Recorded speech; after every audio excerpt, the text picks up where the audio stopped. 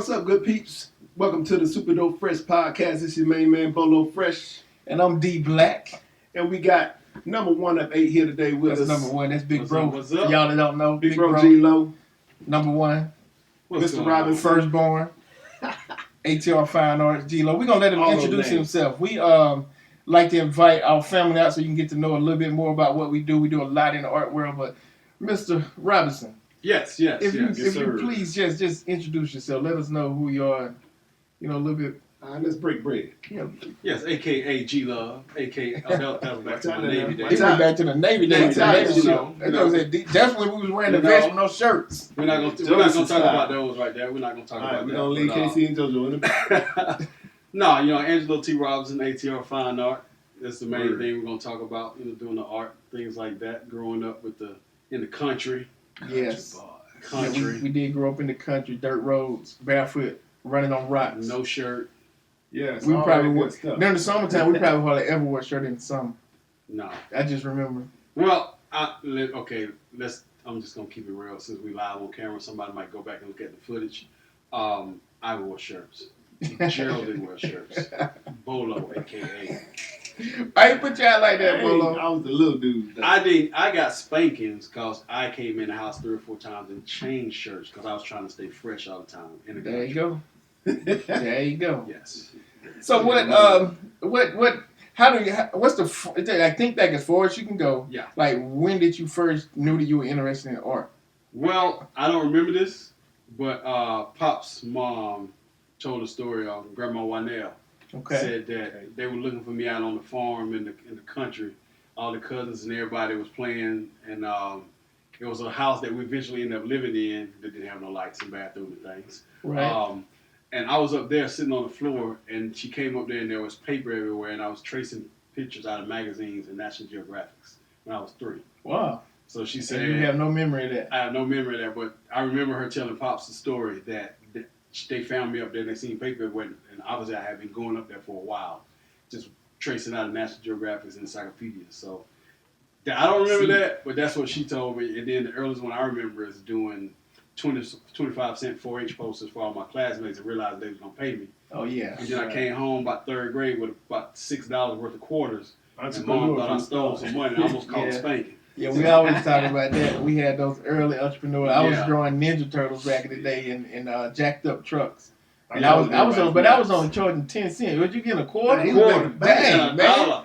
I think I was getting about a quarter. I was coloring maps and stuff. I was only getting a dime. 2nd grade, getting it in. Hey. I might come home with 50 cents on a good day, man. I would come I home gotta up $5, I gotta $8. level up. I almost called a spanking because she did not know what I was doing. She thought I was stealing the money. Yeah, So- we've been doing entrepreneur work for a while now. Woo. And well, I'm glad you can join us today on the Yeah, show. glad to be here. We've been trying to get you on for a while. You've been doing a lot of big things in the artistic community. We've seen you in Yeah. some magazines. Yeah.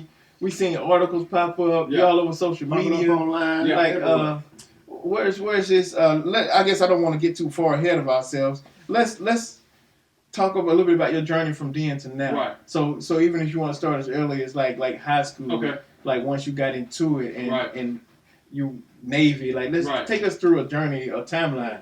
Right. Of So then we to went now. from almost getting a spanking in elementary school for having money in your pocket to going to high school. Yeah, that secondary So, transition. going to high school and getting into football real heavy, but getting laughed at because I'm showing up at football practice fully dressed with an art portfolio. Right. Right. And, the football players looking at me like, what are you doing? I got the collared shirt, dress pants, Right. art portfolio. Go out there, lay down some hits in the bull in the ring, take over the Right. football a little bit. But I would go back because art was my first love. That's amazing to say that. I remember them, like you were one of the first ones that Yeah. really people talked about your I think it was linebacker, Yeah, defensive back basically. yeah, And everybody was knowing you for what somebody just not scared to hit. You didn't care how Right. big somebody was, how small they were. Like yeah. you were one of those headhunters, what they Yeah. used to call it. Quick story Right, about that. right. 8th grade, I remember playing for PB Rich, and they put like a nickname on the back of the jersey at one point, and mine was Monster Man. Oh really? Yeah, Monster The Man. Oh, original they hyped beast. you up And Mom came to see me play one time, just one time. and after I said, "Mom, why you want to come?" She said, "You too scared. You too violent. Why you hitting people like that?" I said, "Mom, I'm the smallest. Right. Like I got to do what I got to do. I got to take them out." Right. And she's like, I can't deal with this. I can't do. So mom came to see me play once. And in contrast, Dad them had a way of making us feel like we were the giants. Yes. They had a way. Yes. Our uncles would come to it and they watch you play. When Yeah. they did come, Yeah. you know, they made you feel like you can do anything. You can run through. I hate to put them out there like that. You know, Sean Payton and Paygate. You know, back in the day with the Saints, they didn't have nothing on Pops and our uncles. Because I remember playing pound ball at 125 pounds when I was like 65 pounds. But Pops and Uncle Paul would be like, "Hey, look, every sack you get, I'm gonna give you $1. Oh yeah. Every interception, you get $1 a hamburger. I remember that. You get the hamburger. Every tackle, you're gonna get a. And I remember one game we played Villa Rica. That was a lot better than us. I had 3 interceptions, 4 touchdowns, 6 sacks, and a bunch. I don't know the exact numbers, but they was real high because they owed me $25. Broke the bank. Pops was, and they was like, "We're not doing this no more. We're not doing this no more." Right. But yeah, so I started doing that, and then I got to high school, you know, with a portfolio, and I got really involved in the art at Paulding County High School. But then we went to Campbell High School because we moved to Smyrna. I remember to that. Smyrna. That opened up everything because then, of course, I mean, being honest, they had more resources at Campbell. So they had a bigger art class and more things to do. And we're talking about essentially moving from dirt roads to the suburbs. We thought we were apartments. We had a 3-bedroom apartment. Yeah, we moved into an apartment in Smyrna, Georgia, and I remember that. That was a big transition for us. Yes. It was some country boys, didn't know really nothing about nothing. Yes. And you look out your back window, you can see a basketball court and a swimming pool. We thought it was ours. Oh, yeah. Yes. Like, we thought we was rich. But just the exposure from that, though, must have felt great to be able to now have your art on a bigger platform. Right. So I started doing, like, winning some art contests, doing a lot of art. And I remember sitting in class one day, and a friend walks up, and I drew Desmond Howard from Michigan, making the touchdown catch. And the guy was like, "I give you $100 for that." Really? And I was like, "Whatever, okay, cool." You know, I'm just thinking he's a kid. Next day, he showed up with a $100 bill. Wow. And from that day forward, I was like, "Oh, okay." And then I had a teacher, Ms. Zinta Perkins. I don't know if we can mention names. I remember Miss Perkins. No, we can remember Miss Perkins. No, we got some good talk about people. Right. And she came to me one day and told me I was a better artist than a football player, that I wasn't going to go anywhere in football in not so many turns. I was kind of upset at her because, you know, football was like, I'm going to do this. Been playing since been playing since I was 5 years old.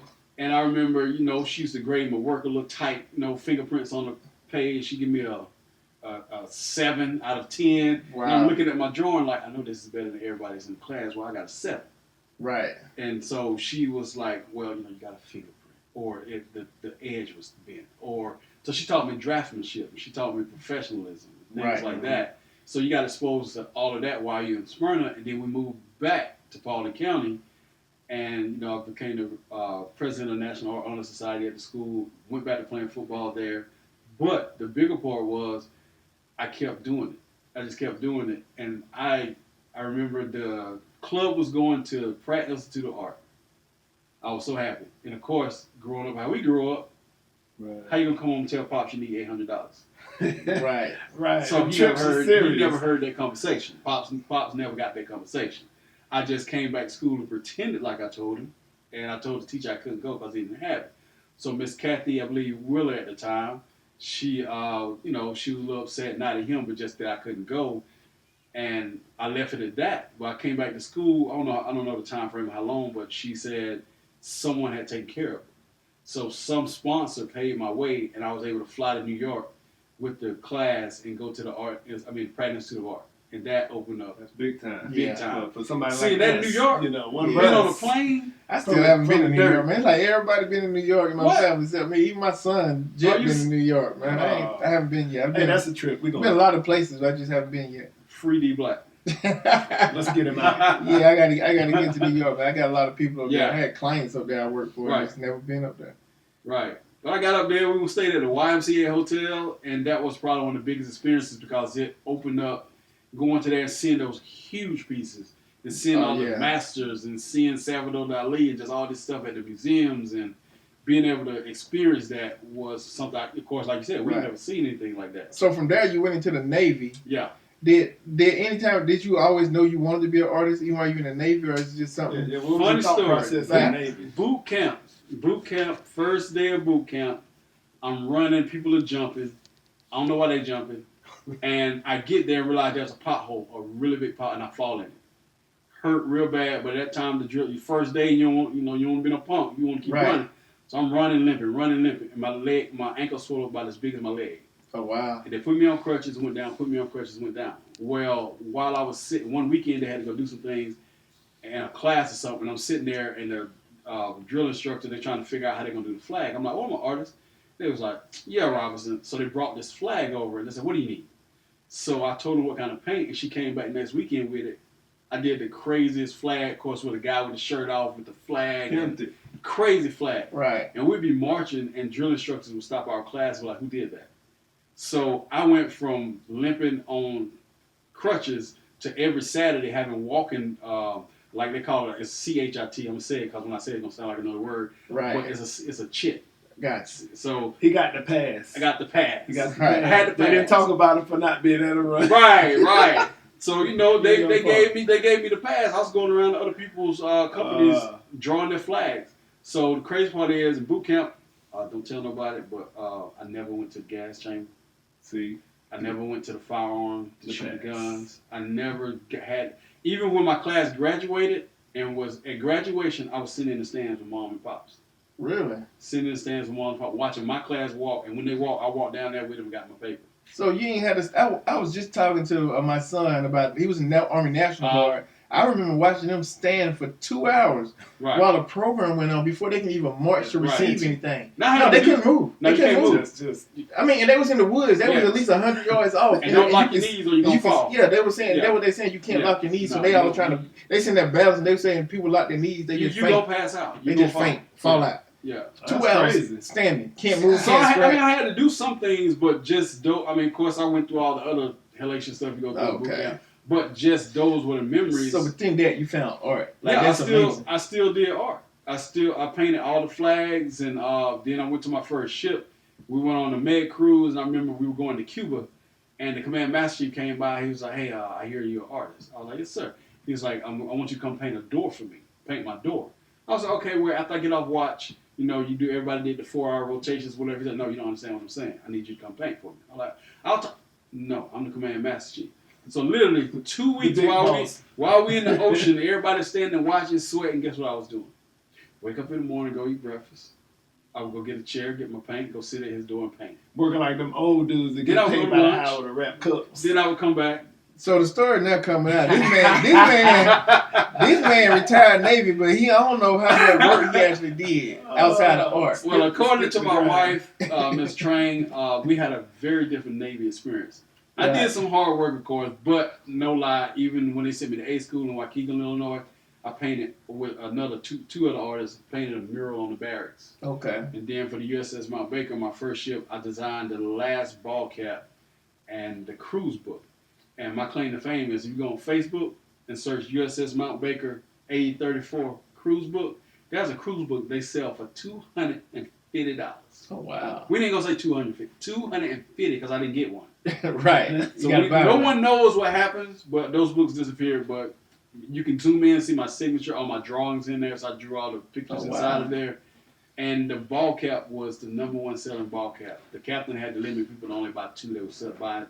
They couldn't keep them. That's amazing, though. But then we always talk about, because on this podcast we focus on the elements of hip hop, and art and graffiti is one of those elements. And I always tell people, like, when you really have passion about what you do, it'll take you around the world. Right. Yeah. It'll get you whatever you want. It's gonna get you there. It'll get you out the gas chamber. Right. I shouldn't say gas chamber. It'll get you out the yeah, you went on death row. Don't make me think because I want like that. I want the audience. It's one Auschwitz in there. Right. We're talking pepper spray, military. You got to make it through pepper spray before you pepper spray somebody else. Right. So stuff like that. So we're gonna change that a little bit. Okay.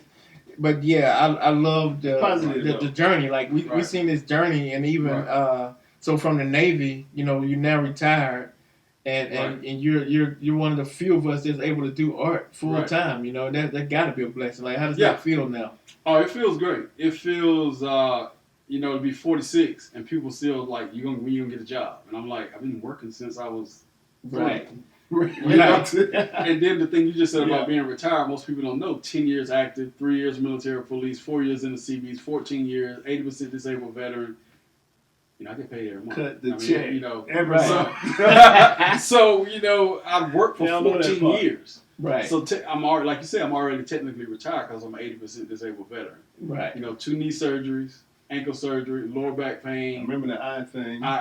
Blind as Stevie Wonder for a whole week. Couldn't see for a whole week. This is the story I tell sometimes. Like, I don't cry. Everybody know I don't cry. The only time I ever cried in my life, I remember it was either 1995, 96, because I was in college.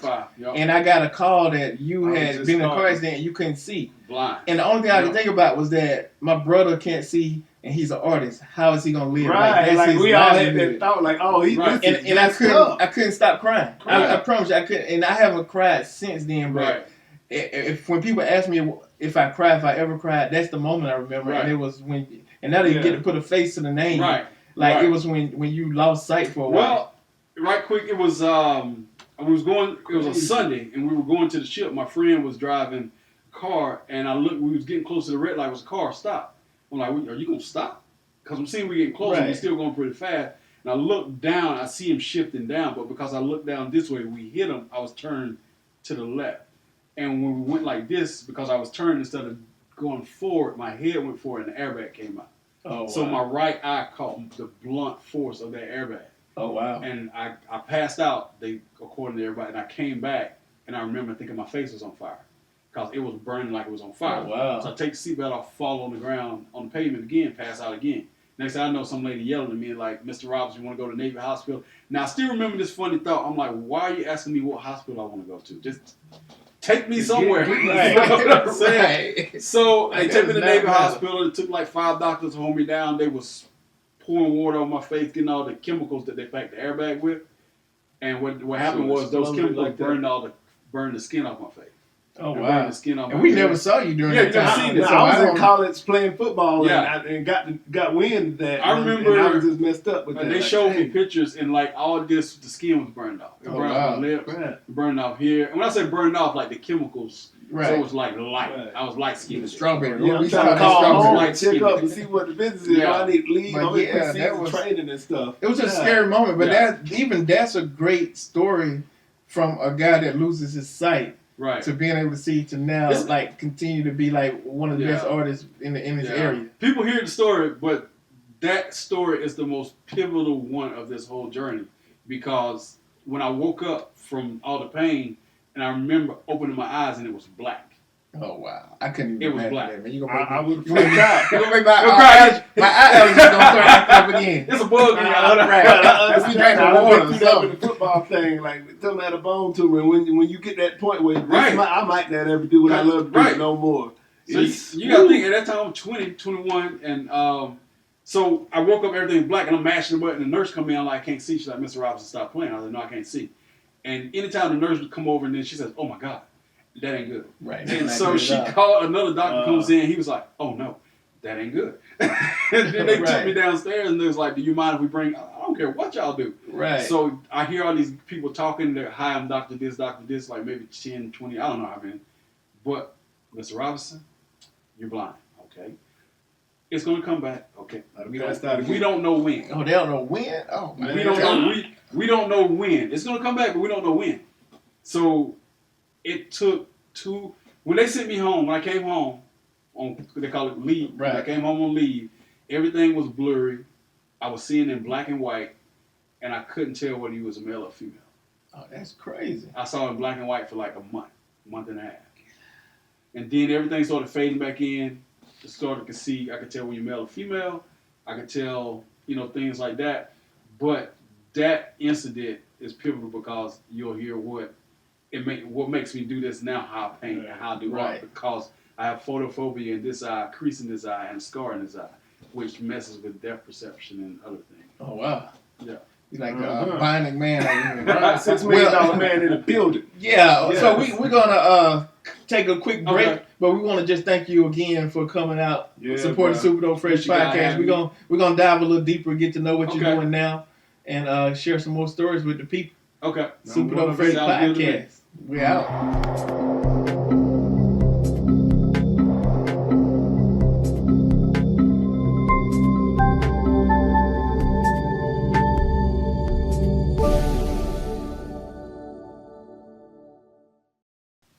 All right, what's up, good peeps? It's your main man, BoloFresche. Welcome back to SupaDopeFresh Podcast. This your boy DeBlak. We sitting here with our big brother, number one, AKA the first, AKA G-Zone. We here. ATR, one of them names. It's CIA classified.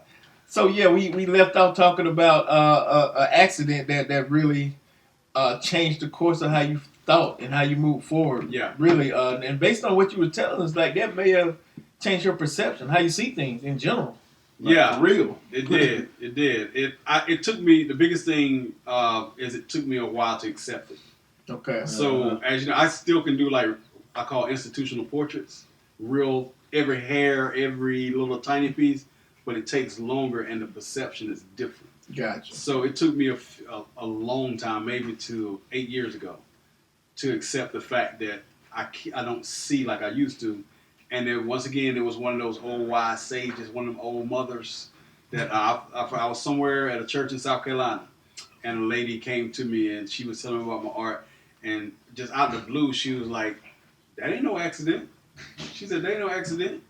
That's how you. That's God has you how you want you to be, you know." Right. Look at God. And I was like, okay, well, okay. And I accepted it. I went ahead and did it. And I started doing bigger abstracts and doing things like that. And I just accepted the fact that this is how I see art now. Right. This is how I see things now. But it's different though. You found your own lane, and we're all artists, so we always talk about that. Like it's right.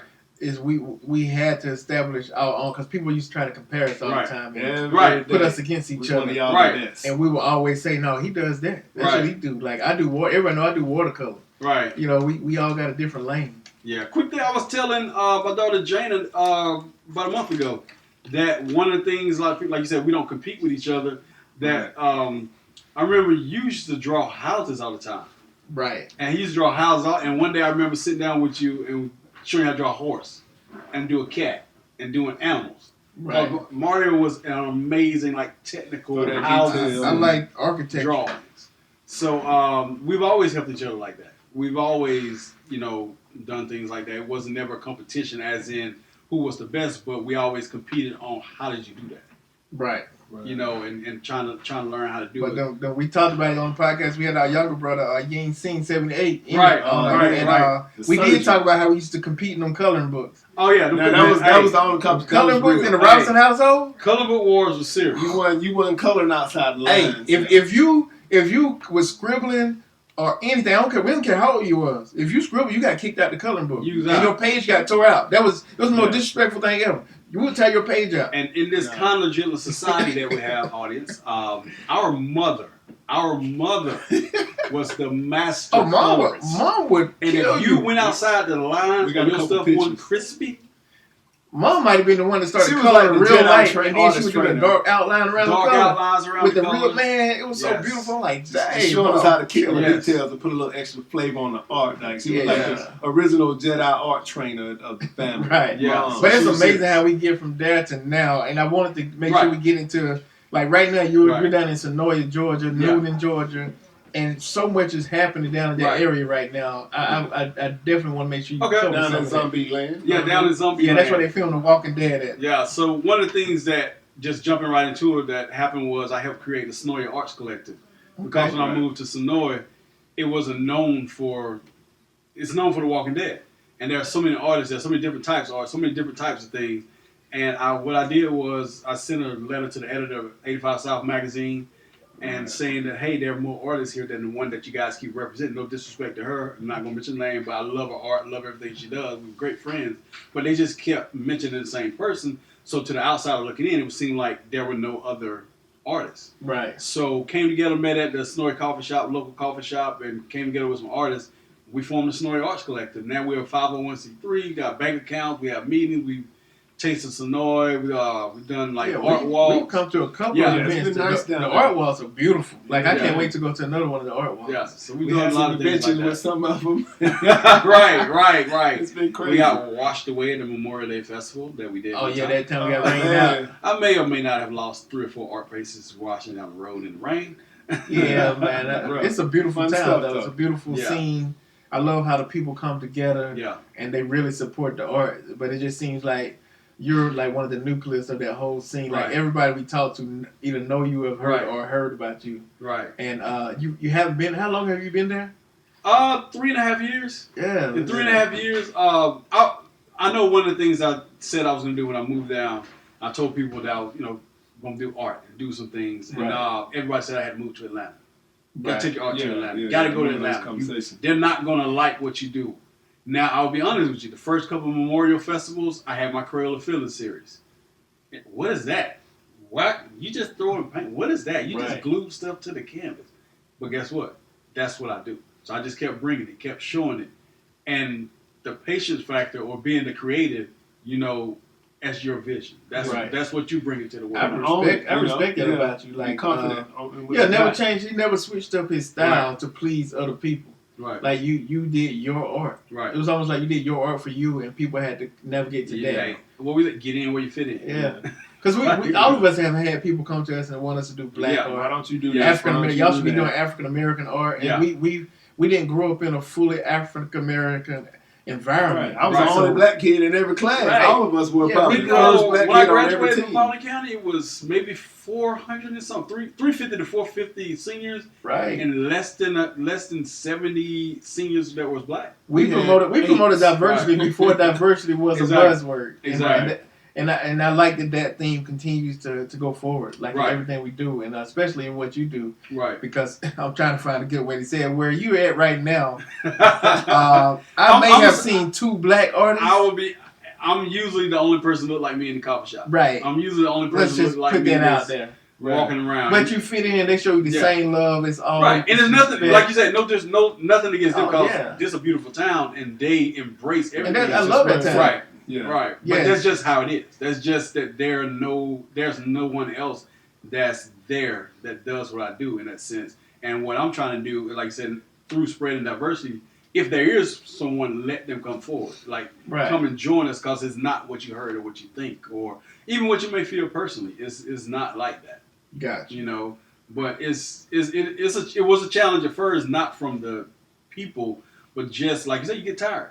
You get tired. And I know, like, one of the cons of doing it, the pros is the pro. The pros of doing what you do is you love it and you inspire. Yeah, this man in a magazine. He in a magazine. We see in the magazine. If that's not a pro, if that's not something beautiful about, like a testament of I'm doing the right thing and I'm on the right path. One of my goals was to be in a magazine for art, and the editor of Noon and Kawita magazine called me and said they want to do a story on me in the arts issue, in the March-April arts issue, and they sent someone out to one of my shows and did a photo shoot.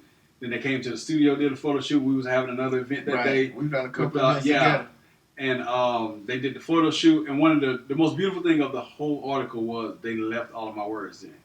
And a lot of times with articles, when you're talking about some subject matter that's not just art, but dealing with racism and dealing with some things like that, sometimes they be a little more magenta, they don't put everything in, but they left it in because they understood that's my story, and that's what makes me because I don't know any strangers. I don't know what it's like. He's also the mayor down there. This man talked to everybody, mayor. Everybody and anybody, right? But even if you don't like me, I'm holler at you. Right? What's up? Got to break bread with everybody. Yeah, you got to do like Marty Moore. I think that's important, man. People don't understand relationship building a lot of times, and I think that's one of your key strong points is that you build really solid relationships across very different demographics. And a key word to add in there is genuine relationship. Right. Because in this day and age with social media and likes and follows, people like people just because they want something. Right. Or they try to form a relationship with you because they want something. Well, as you know, you can call right now, go down to the coffee shop in April and Brennan hook you up. You come down and because it's genuine. Now they let us. We did I remember we brought some kids out there for like a mentorship program, and you was doing a show or something at the coffee shop, and they welcomed us in there. Right. Good and we had to look different than everybody in there. Like we brought the kids from Atlanta to Illinois, straight from the hood, straight from Atlanta. Hey, how you doing? Right, and they treated us with so much love. Like those kids still talk about that weekend we spent. Right, and like I was saying, that's the pros of it, that you get these wonderful experiences. I've done. My first major art show was Art San Diego Contemporary Art Fair at Balboa Park in San Diego. Okay. And like you saying, I'm standing there dressed to the nine, got my pinstripe blue suit, pocket square. You know, I'm chilling. I'm dressed. Got to work home professionally. And my wife was sitting off to the side with Nigel at the time. He was in the stroller. And people walk up to her and be like, "Ma'am, what inspired you to paint this work?" Right. And she'd be like, "No, my husband painted this." And then people would walk to me and be like, "So, when is the artist going to come? Do you work for the gallery?" Yeah, he's the one that hung up the art. So, then when they would see the marketing materials, they would, "Wait a minute, you're Angelo?" And my work is contemporary. And this show, it was like 48 by 96 nudes, big, huge nude paintings, acrylics. And I had one lady ask me, "What is a big burly guy like you doing paint sensitive material like this?" I love it and it's amazing, but I would have never guessed you was the artist. So those are some. Wow. It's a con, not from my perspective, but sometimes you got to talk people through their own negatives. But I think that's a sign of great art, though. Right. Great art creates great conversation. Right. And if you're being a catalyst for those conversations, it lets you know you're on the right path. You're doing what you're supposed to be doing. You're creating. Right. It's almost like comedians do, where you have your Dave Chappelle's and your Kevin Hart's and those people that speak on these taboo subjects. But they get people talking about it. Yeah. You know, for better or for worse. Well, actually, my art statement mentions that. It says that my art should cause a reaction, whether mental, physical, or spiritual. Oh, that's beautiful. If you can have a positive or negative reaction, but it should have a reaction. That's beautiful. And that's the thing that artists don't get. It don't have to be all positive. I don't care if you hate my work and throw something at it. Right. I'm gonna walk up to you and be like, "So why'd you throw that?" "I felt like this." "Okay, why'd you feel like that?" "Okay, cool." And you still gonna talk about it later. Because we still talked about it. And you're going to go home and you're going to tell somebody about it. Yeah. Versus you walk up to a piece like, "Oh, that's nice." And you walk off. Right. So that's what my art statement says, that you're going to have a physical, spiritual, or mental reaction to my work. That's my goal. Oh, that's that beautiful. Everyone has that. But I can see that, though. I can see your journey. We followed your journey, of course, because we're family, but it's just coming out to your shows and sitting in. I think I went to a Raw show before. Right. Yeah. He was with that. He was in Atlanta. Yeah. And just sitting back. You got to Atlanta. Yeah. This was the first time where we didn't help out. You did it all on your own. So we just kind of sitting back watching. And just watching you do your thing, and I'm watching people walk up and interact, and I'm like, man, this dude really good. What he do? Well, another thing is the very things that people say that's a negative for you could be your gift and your positive. It's a positive. Right. Yeah. So my whole life, you talk too much. You talk to everybody. Why you talk so much? And why you always trying to sell something? And for a long time I did take that as a negative. Right. But then as I got older, more mature, went through some things, and of course I went to school and graduated. I got a degree in business and marketing. Exactly. So it's like it's not a fake aura or thing you're trying to put on. This is real. Yeah, this is who you are. This is real. Straight. It's the same way when people talk about us. They say we talk about business all the time. That's the only thing we ever do is talk about business. Right. But had to go through the direct result of that is we got these clothing lines. You got your Nigel Ian brand on there. That's a brand you created for your youngest son. We got the SupaDopeFresh brand that has now transformed into a podcast. Right. So it's all these things is a result of having these conversations consistently. Regardless of people telling us, why y'all can't talk about that. That's the only thing y'all want to talk about is business. Life is business, marriage is business. And we just took that with a smile, kind of took it to the chin and kept moving. Right. We keep the legacy building going on. It ain't going to stop. Yeah, one of the most beautiful things was that the Cradle of Feelings show. Oh, yeah. So I've been talking about Cradle of Feelings since Art San Diego Contemporary Art Fair. I was telling people about it in 2015. Oh, wow. So my point is, it's 2019 last year, and I did the first. So you're talking about 4 years, actually before then in North Carolina, I was telling people about it. Wow. So 6 years, 7 years of talking about something. Now to the normal person, you're crazy. Because you're saying the same thing for 7 years. I remember when you first told me about it, I might have thought you was crazy. just really I'm like, man, how we going to do it? Because I'm knowing we brothers and I'm knowing the way I work. If you say we going to do it, I'm going to be like, okay, let's go. Right. But I had no idea how we was going to do it. So it's like I just had to trust your vision. Right. And the next thing you know, we got break dancers. So we got artists, we got ballet dancers. People show up to a building, and in room, it's almost like Bruce Lee going up the tower. Yeah. So you walk in a building, and in room A, that's ballet. Different and dancing. And then in room B, there's contemporary jazz and contemporary. Right. Room C, there's break dancing. Room D, there's a live mural being painted. Yeah. And then all those people are interacting with each other. And then everybody had on their color, and there was color on the wall. It was dope. Yeah. Yeah, it was a great experience, and I was glad we got to be a part of that. Just some things that I would have, even to see the long colored ribbons hanging down from the 20-foot ceilings, right, and the dancers just intermingling with those, and it just made for a beautiful experience. So you can basically, it was combining like a lot of people haven't seen it, but I've done a lot of installation art. Right. So it's combining installation art with physical art, with music, with dance, and you put it all in this pot and you let it do what it do. Right. Versus trying to control what I think we need to move it around. Like if we find a location, another city, like and just see what it do. Like let other cities experience it. I can see that traveling and getting bigger. Yeah, because the concept is great. It's an interactive art show, featuring dancers of all types, not just one genre of dance. Yeah. And even the live mural where you put the canvas on the wall and you allow the kids just going right in there and draw. Man, them kids felt like they were artists for that. But what you don't know, when I just took the show down, I took that canvas and we rolled it up and put it in the back of the studio. And what we're going to do is I'm getting stretcher bars. And we're going to cut it into 3 pieces. Okay. And we're going to put each one in the facility. So now when the kids walk in, they see a piece of themselves on the wall. And they see the canvas. Right. Yeah. Yeah, that's beautiful. So the kid ended up doing a live painting. Right. That little girl teaching me. I was like, okay, do your thing, bro. Do your thing. She telling me what colors she wanted me to put on. It was nice. Yeah. And we can tell Bolo, we can always tell you the teacher because the kids always migrate there. Right. And he end up spending the whole. I'm looking for Bolo at the art show. And he in there working with the kids. Yeah, that's disclaimer, y'all. I'm a kid magnet, not a chick. But I think art is supposed to be for everybody. That's the thing for me. Art is supposed to be for everybody. That's a good thing. I don't think we hit that. Like you had everybody from 5 years old all the way up to tall, 60s. Short, skinny, black, white, black, white. Like it was it was just a testament to what the power of art can do. Yeah. If you do it the right way. There's a place for wine and cheese. I love my wine and cheese events, stuff like that. But the biggest art to me is the one that has the biggest impact, which is people just come in and can enjoy it. You don't have to look a certain way, be a certain way. You can bring your kids and just enjoy. Right. Yeah. People, it's not. Exactly. So what's next for you? What do you have coming up? I mean, you just fresh out for a big promotional thing with Cradle of Feelings. Then that ended with the magazine article with the write-ups. Yeah. It's like, what's next? We ready? What's happening? Got Cradle of Feelings coming up again. Okay. But the beauty with that is that it can morph into whatever. So I'm looking at making. Okay. That's one of my big ones, and maybe going to Atlanta also, and then taking it to school. We got some ideas on our air. We're gonna be talking about. We down. Yeah, so we got that coming, and I got some other shows written out that's being planned, and they might take place towards the end of the year. But we got another Simply So Sexy show that's gonna be for the grown folk, all the grown folk, 18 above.